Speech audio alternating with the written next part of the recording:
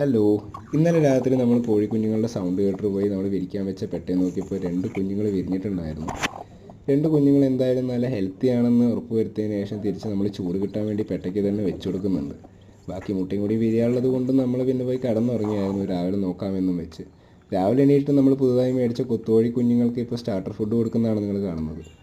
അതിനുശേഷം നമ്മൾ തിരിച്ച് നമ്മുടെ പെട്ടയെ പോയി നോക്കിയപ്പോഴാണ് നമ്മൾ കണ്ടത് 6 കുട്ടികളാണ് ടോട്ടൽ വിരിഞ്ഞിട്ടുള്ളത്.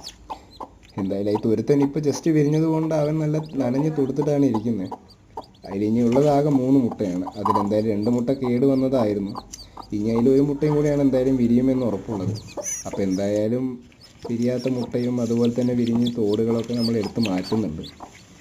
ഇനി എന്തായാലും ആ ഒരു ബാലൻസ് ഉള്ള മുട്ടയും കൂടി വിരിഞ്ഞതിന് ശേഷം നമ്മൾ എന്തായാലും മൊത്തത്തിൽ എല്ലാ കുഞ്ഞുങ്ങളെയും പുറത്തിറക്കിയിട്ടുള്ള വീഡിയോ എന്തായാലും ചെയ്യും. അപ്പോൾ എന്തായാലും അടുത്ത വീഡിയോയിൽ കാണുന്നവരെ ബൈ, ടേക്ക് കെയർ.